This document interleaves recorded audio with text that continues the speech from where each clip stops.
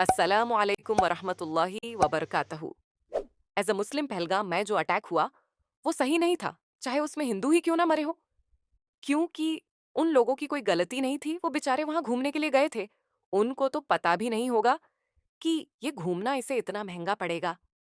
जिसने भी ये अटैक किया है वो कोई इंसान हो ही नहीं सकता। ऐसा काम कोई जानवर ही कर सकता है। ये अटैक मुस्लिम ने किया है, इसलिए सभी को ये लगता है कि इस्लाम में ऐसी हैवानियत सिखाई जाती है, लेकिन ये बिल्कुल गलत है। रुको, आपको मैं दिखाती हूँ कि इस्लाम में क्या सिखाया जाता है। बाज लोग इस किस्म की एक्टिविटीज को इस्लाम के साथ जोड़ते हैं क्योंकि ज़ाहिर है उसमें मजहबी टच तो दिया गया ना इस हवाले से कि उनसे कलमे सुनेंगे। अब कोई मुसलमान भी वहां पर होता और कलमा ना सुना सकता तो उसको भी उन्होंने मार देना था। इंसानियत पूरी की पूरी काबिल एहतराम है इस एतबार से कि अल्लाह ताला ने सूरह अल मायदा में फरमाया कि जिसने एक जान को भी नाहक कत्ल किया, गोया उसने पूरी इंसानियत का कत्ल कर दिया। एक जान का कत्ल, मुसलमान का नहीं, एक जान का कत्ल। खा वो मुसलमान हो, हिंदू हो, यहूदी हो, क्रिश्चियन हो, कोई भी हो। और जिसने एक जान को बचाया उसने पूरी इंसानियत को बचा लिया। यह कुरान पाक की तालीमात है। लिहाजा कुरान पाक के अहकामात की रोशनी में इस किस्म की किसी एक्टिविटी को सपोर्ट नहीं किया जा सकता।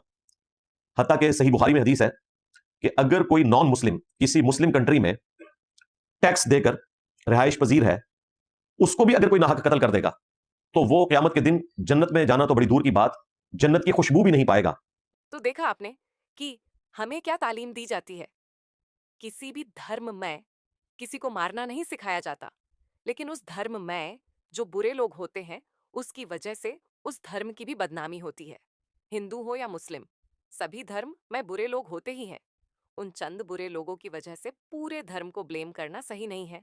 और ऐसे दलाल जो मोदी के हाथों बिक चुके हैं, उसे भी सुन लो। है वहां पे पाकिस्तान, तुम लोगों की 8 लाख फौज वहां बैठी है यार कश्मीर में, और ये इंसिडेंट हो गया। इसका मतलब है नालायक के निकम्मे होना तुम लोग कि सिक्योरिटी आप दे नहीं सके लोगों को। अगर आप नहीं जानते तो शाहिद अफरीदी का भाई भी आतंकवादी है। वो खुद आतंकियों को स्पॉन्सर करता है और पाकिस्तान ऑक्यूपाइड कश्मीर में जाकर भारत के खिलाफ में स्टेटमेंट देता है। कई लोग होंगे जो बोलेंगे कि स्पोर्ट्स को टेररिज्म के साथ मत जोड़ो। जोड़ना पड़ेगा, क्योंकि ये सारे के सारे लोग, चाहे अभी का बाबर आजम हो या शाहीन अफरीदी हो, ये सारे के सारे एक ही थाली के चट्टे बट्टे हैं।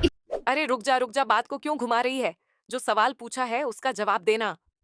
वो 8 लाख की फौज का सवाल कर रहा है और ये उसका जवाब देने के बजाय बात को घुमा रही है।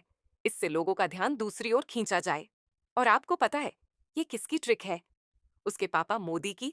और गोदी मीडिया और इन जैसे लोग यही ट्रिक का इस्तेमाल करते हैं, जिससे लोगों का ध्यान असल टॉपिक से दूसरी ओर खींचा जाए।